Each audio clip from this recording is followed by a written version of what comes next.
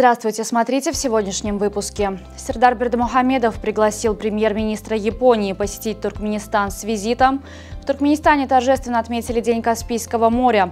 Туркменские музыканты выступят на 3 международных фестивалях и другие новости.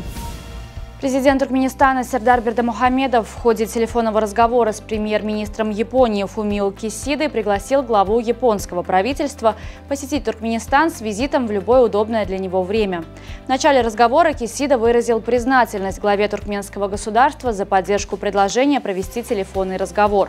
Отметив, что первый саммит диалога Центральная Азия-Япония и двусторонняя встреча, которые были запланированы к проведению 9 августа в Астане, были перенесены в связи с произошедшим в Японии сильнейшим землетрясением.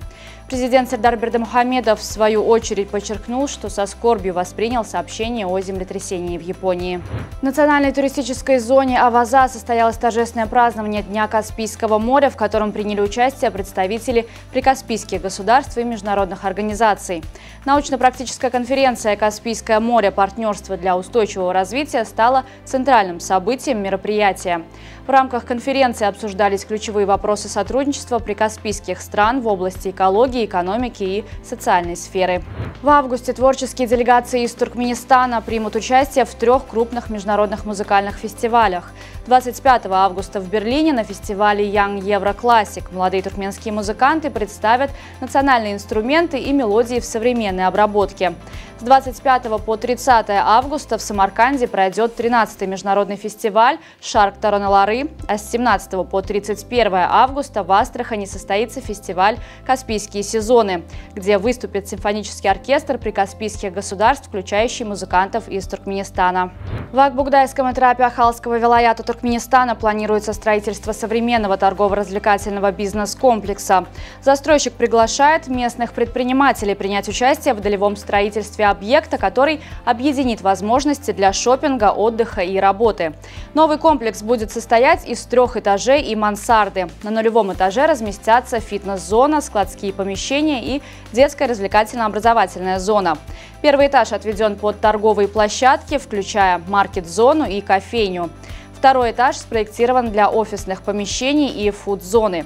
Комплекс будет построен на территории Дайханского объединения Махтумкули. Посол Туркменистана в Бельгии Сапар Пальванов официально передал юридической службе Генерального секретариата Совета Европейского Союза ноту, уведомляющую о ратификации Туркменистаном протокола к соглашению о партнерстве и сотрудничестве между Туркменистаном и Европейским Союзом, а также его государствами-членами. Китайская компания Realme представила инновационную технологию зарядки смартфонов, которая может установить новый рекорд скорости. Новая разработка получила название Supersonic Charge и обеспечивает мощность зарядки до 320 Вт. Согласно заявлению производителя, эта технология позволит зарядить совместимое устройство с 0 до 17% всего за 35 секунд. В греческом регионе Аттика 7 населенных пунктов оказались под угрозой из-за стремительно распространяющегося лесного пожара.